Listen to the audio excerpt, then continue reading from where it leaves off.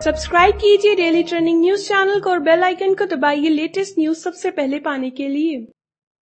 1 जुलाई से पूरे देश में लागू वन नेशन वन टैक्स यानी goods and services tax GST other में पड़ गया है। इसकी सफलता अभी संदेह के घेरे में आ रही है। केंद्र सरकार भी इस बात को समझ नहीं रही है कि संभवतः यही कारण है कि पीएम नरेंद्र मोदी ने पिछले दिनों इसमें बदलाव की बात भी की थी। अगर सरकार बदलाव करती है तो जीएसटी का काफी स्वरूप बदल जाएगा और उसे एक नया जीएसटी भी कहा जा सकता है। जानिए जीएसटी में सुधार से जुड़ी खास बातें। नंबर 1, छोटे व्यापारियों को राहत।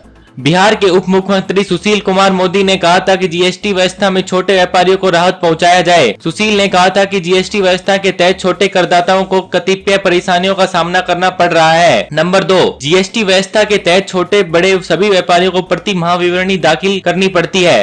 अतः जिन व्यापारियों का टर्न ओवर 1.5 करोड़ रुपए तक है उन्हें मासिक की बजाय त्रैमासिक विवरणी दाखिल करने की सुविधा भी दी जाए। नंबर 3, रिवर्स चेंज मैकेनिज्म की व्यवस्था को फिलहाल स्थगित किया जाए तथा कंपाउंडिंग स्कीम के तहत 75 लाख रुपए की सीमा को बढ़ाकर 1 करोड़ रुपए किया जाए। नंबर 4, पहले अधिकांश राज्यों में वैट व्यवस्था के अंतर्गत त्रैमासिक विवरणी दाखिल करने का प्रावधान था, पर वर्तमान व्यवस्था में छोटे एवं बड़े सभी करदाताओं को प्रतिमाह विवरणी दाखिल करनी पड़ती है, जिससे छोटे व्यापारियों को काफी कठिनाई हो रही है। नंबर 5, 1.5 करोड़ रुपए तक के टर्न ओवर वाले करदाताओं को त्रैमासिक विवरणी दाखिल करने की अनुमति प्रदान की जाए। नंबर 6, वर्तमान में रिवर्स चार्ज मैकेनिज्म की व्यवस्था के तहत निबंधित करदाताओं को अनुबंधित आपूर्तिकर्ता से माल पर कर भुगतान करना पड़ता है, जिसके कारण छोटे व्यापारियों को काफी कठिनाई होती है। इसलिए फिलहाल रिवर्स चार्ज की व्यवस्था को स्थगित किया जाए। नंबर 7, कंपाउंडिंग की स्कीम के अंतर्गत जिन व्यापारियों का टर्न ओवर 75 लाख रुपए है उन्हें फुल बिक्री पर 1% कर देना पड़ता है। छोटे व्यापारियों के लिए यह सीमा कम है, इसलिए इस सीमा को बढ़ाकर 1 करोड़ रुपए तक की जाए ताकि उन्हें राहत मिल सके।